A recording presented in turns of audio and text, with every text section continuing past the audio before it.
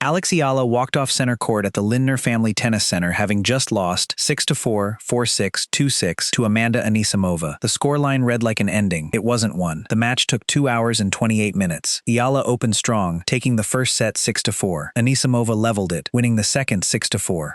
In the third, Iala won the first 2 games and looked to be pulling away again. Then Anisimova took over completely, winning 6 of the last 8 games to close it out 6-2. The loss ended a 6-match winning streak Iala had built against top 10 opponents and moved her career record against that group to 9 wins and 5 losses. To understand why this loss matters less than the scoreline suggests, start with who was standing across the net. Amanda Anisimova is the world number 10, seeded 9th in Cincinnati, and was the runner-up at both Wimbledon and the US Open in 2025. This was the first time the two players had ever faced each other. Iala, by contrast, entered the tournament seeded 17th, ranked world number 20, on the back of an 11 of 13 match run that stretched across Wimbledon, Toronto, and her Cincinnati opener. She had reached that third round by dismantling Elena Gabriela Ruse in the previous round, 6-1, 3-0, a match that ended in retirement when Ruse suffered a right foot injury during a weather suspension. Speaking after that win, Iala described her mindset in the moment. "I think that I was playing well. I think I felt the ball good, was really focused, and tried to keep myself in the zone. I think I did a good job of that," she said in the post-match press conference. Before the Anisimova match, veteran coach Rick Matchy, who has coached 5 players who went on to become world number 1, offered his own framing of what the matchup would reveal. Iala versus Anisimova will give everybody a snapshot in real time of the Philippine machine and her movement and defense, he wrote. He added that facing a power hitter like Anisimova represented a great learning test for sure for a player trying to climb toward the top of the sport. That framing matters because of what Iala was actually building toward before this loss. 2 weeks prior, she had won her first WTA Tour title at the Mubadala DC Open in Washington, defeating world number 3 Jessica Pegula in the final. That title run included wins over Olympic and Asian Games champion Zheng Qinwen, defending champion Leylah Fernandez, world number 10 Alina Svitolina, and 4-time Grand Slam champion Naomi Osaka, 4 ranked opponents in succession, capped by a top 3 win in the final. Before Cincinnati, Iala's record against top 10 players stood at 9 wins and 4 losses, with 7 of those 9 wins coming this season alone. A loss to a Grand Slam finalist in a first-ever meeting at this stage of a WTA 1000 event does not erase that body of work. It sits alongside it. What made this particular match different from a normal third-round contest wasn't just the ranking gap, it was the crowd. Amanda Anisimova, playing on home soil in the United States, went into the match fully aware she would not be playing in front of a home crowd in the traditional sense. Speaking before the match, she addressed what she expected to face. "She has a great fan base, and it looks like an incredible atmosphere every time she steps out to play a match. I'm really looking forward to it," Anisimova said. "I love a packed stadium, and I love a good atmosphere." That atmosphere has become one of the defining stories of Iala's season, and it has been described in strikingly similar terms by multiple players who have either played against her or shared a tour with her. Naomi Osaka, a 4-time Grand Slam champion who Iala defeated during her Washington title run, gave the most detailed account of it. Recalling watching one of Iala's matches at the Australian Open, Osaka said, "I remember watching the Australian Open, her match, that was kind of mind-blowing to me, because I didn't think that you could get a crowd like that in tennis. It felt like even more than a basketball game, like I didn't know how to describe that." Osaka went further, contrasting the energy with what she experienced early in her own career. "Japanese fans are very respectful. Like I think, even if I win a point, it's like very quiet," she said. "So for me, it's very fun to watch the impact that she's had and the fans that she's brought, because they're so passionate and into it." The pattern has repeated across tournaments on different continents. In Toronto, tournament director Carl Hale explained why Eala's matches had to be moved off the smaller court. "Our grandstand court is 2,800 seats. We can't put her on there because she probably sold upwards of 5,000 tickets," Hale said. Fans filled the venue with Philippine flags, and the atmosphere on match day was described as feeling less like a tennis event and more like a basketball game. The same comparison Osaka had made months earlier, independently, on the other side of the world. The crowd factor has not always translated into results. At an earlier tournament this year, Iala lost to the then 99th ranked Alicia Parks, 0-6, 6-3, 6-2, despite an overwhelmingly pro-Iala crowd that packed every seat and ledge around the court. Security escorted her off the court afterward, surrounded by roughly a dozen guards. She addressed the moment directly afterward. "It was so heartwarming," she said of the support she received that week. "That's one of the things that makes a loss like today a little bit harder. I know a lot of people were rooting for me," she added, reflecting on the scale of the attention she was receiving at the time. "It's a process to take it all in. This week, there were definitely elements that were a bit overwhelming, especially during my practices. I didn't expect that many people to be there, so it's a learning process." That same duality was present in Cincinnati. A crowd built almost entirely entirely around one player's presence, regardless of outcome, has become a constant across her season, in Washington, in Toronto, in Melbourne, and now in Ohio. Beyond the crowd, the Cincinnati loss carries a concrete cost in ranking terms. A win over Anisimova would have sent Iala into the round of 16, worth 120 ranking points, compared with 65 points for a round of 32 finish. That gap matters directly heading into the next major on the calendar. The US Open begins shortly, and Iala's seeding there will be shaped by exactly these point totals, the difference between the deeper run she was chasing in Cincinnati and the one she actually completed. What the Cincinnati result does not change is the trajectory that got her there. A 21-year-old ranked outside the top 15 has, within this season alone, beaten a Wimbledon finalist, a US Open finalist, an Olympic medalist, and a world number 3, while drawing crowds large enough to force tournament directors to reassign entire courts. Anisimova ended a 6-match streak against elite competition. She did not end the run that built it. The next stop is New York, where the same question that followed Iala into Cincinnati will follow her again. Not whether she can fill a stadium, but how far she can go once she's inside one. There are matches on the WTA calendar that carry the quiet hum of a routine result waiting to happen. And then there are matches that arrive already wrapped in storyline and stakes.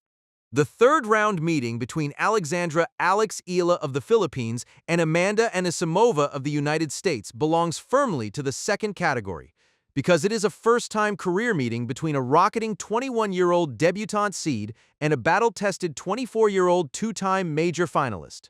The match is scheduled for Monday, August 17th on the P&G Center Court at the Lindner Family Tennis Center in Mason, Ohio, and it has already been marked out by tour analysts as one of the defining collisions of the third round at the 2026 Cincinnati Open. This is the kind of match that decides more than just who advances to the fourth round. For Iala, it is a data point in the most important month of her career so far.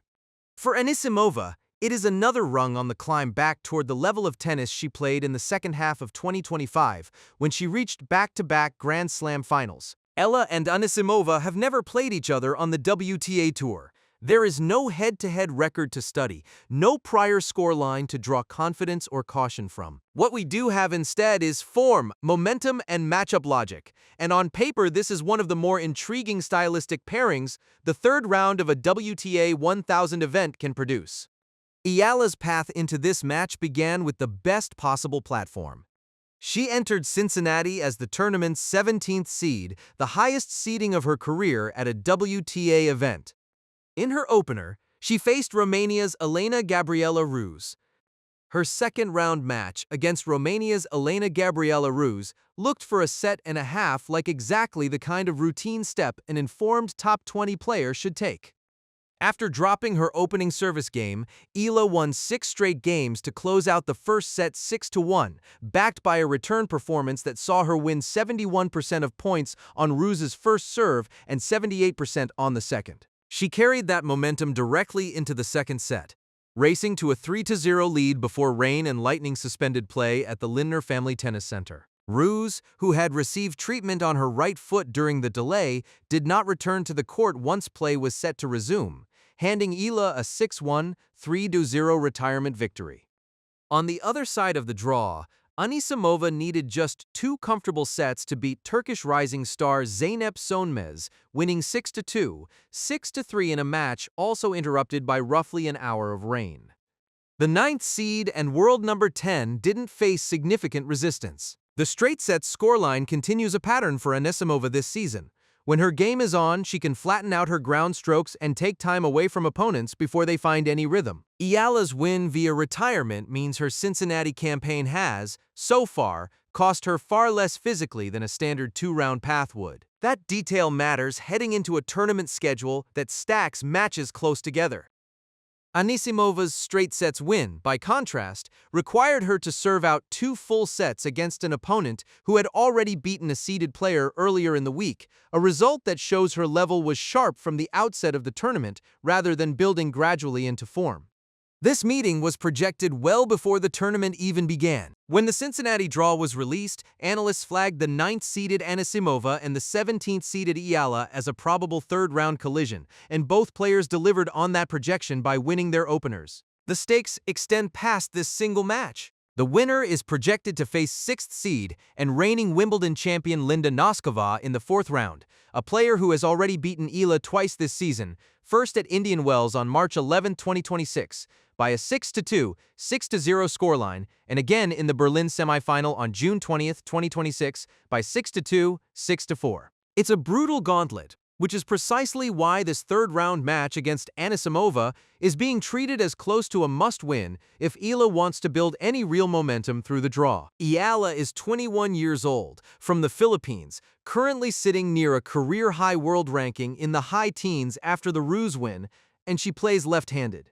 A product of the Rafa Nadal Academy in Mallorca, she built her reputation as a junior Grand Slam champion before turning that promise into WTA-level results with startling speed. Her 2026 season has included a run to the 4th round at Wimbledon, a first for a Filipino player at a Grand Slam, and her maiden WTA Tour title at the Mubadala CTDC Open in Washington, where she defeated world number 3 Jessica Pegula in the final 4-6, 6-4, 6-0. Her strengths are built around an aggressive lefty forehand used to dictate rallies from all corners of the court, paired with a return game that has been statistically excellent throughout this tournament. Her lefty serve adds an awkward natural angle that opponents unfamiliar with left-handed players often struggle to read, particularly out wide in the ad court. There are legitimate question marks, too, against players who can match her power from the baseline.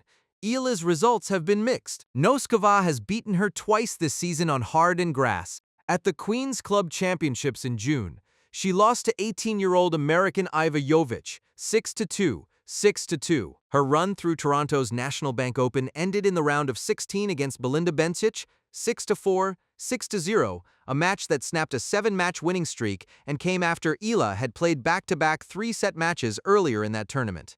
Reports on that loss described her as showing visible signs of fatigue, having had little time to recover after her Washington title run the week before. The Toronto defeat followed a stretch in which Eala also became the first Filipino player to reach the 4th round of a Grand Slam singles tournament at Wimbledon and picked up a win over former world number 1 Iga Swiatek earlier in the season. Anisimova is 24 years old, American, right-handed, with a two-handed backhand, and she opened the 2026 season at a career-high ranking of world number 3. After bursting onto the scene as a teenager, reaching the French Open semifinals at just 17 in 2019 by beating Simona Halep, she stepped away from the sport in 2023 to prioritize her mental health. Her return produced one of the more notable comeback stretches on tour. In 2025, she won 2 WTA 1000 titles at the Qatar Open in Doha and the China Open in Beijing, reached the Wimbledon final, where she lost 6-0, 6-0 to Iga Swiatek, and reached the US Open final, where she lost 6-3, 7-6 to Aryna Sabalenka, finishing the year inside the world's top 5 for the first time. 2026 has been rockier. She was eliminated in the Australian Open quarterfinals, retired in the first round in Qatar due to illness, and on March 27, 2026, split with coach Hendrik Vleeschouwers after nearly 2 years together, following back-to-back round of 16 exits at Indian Wells and Miami. A left wrist injury then cost her roughly 2 months of the clay season, forcing her to skip Charleston, Madrid, and Rome. She lost in the 3rd round at the French Open and at Wimbledon. At Queen's Club, she reached the quarterfinals before losing to Jovic, 2-6, 6-3, 3-6. She reunited with Vleeschouwers after Wimbledon, ahead of the North American hardcourt swing, and lost in the round of 16 in Toronto to Elina Svitolina, 6-2, 6-4. Speaking about the reunion with her coach, Anisimova said, "I'm just trying to find my game and find myself on the court." Despite the inconsistency, Anisimova remains a top 10 player and a 2-time major finalist for a reason. She is capable of producing tennis that very few players on tour can live with when her characteristic flat, heavy ball striking is clicking, particularly on hard courts, where her low-margin, aggressive game finds its truest home.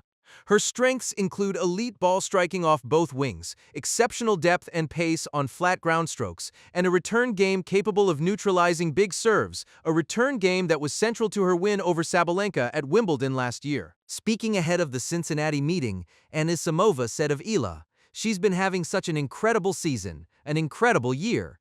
Both players are baseline aggressors who like to take the ball early and flat. Neither is a natural counterpuncher, and both look to end points on their own terms rather than construct long rallies. That overlap means the match is likely to be decided less by who imposes a game plan on a passive opponent and more by who executes better under pressure, who serves more efficiently, and who wins the first strike battle on return games. The left-handed factor is a real variable. Anisimova has faced comparatively few high-level lefties on tour, and the mirror-image nature of a left-handed serve and forehand can disrupt the patterns a right-hander is used to constructing, particularly out wide on breakpoints. The flip side is Anisimova's physicality and pace. When her ball striking is on, few players on tour have the raw pace absorption to consistently redirect it, and her flat backhand in particular can rush less physically imposing opponents. There's also an under-the-radar freshness factor worth flagging. Iala's win over Ruse came via retirement, meaning she did not have to grind through a full, physically taxing three-set battle to reach this round, which could leave her fresher heading into a contest against a player who had to fight through a complete match. Cincinnati has also become an increasingly favorable environment for Eala given the growth of Filipino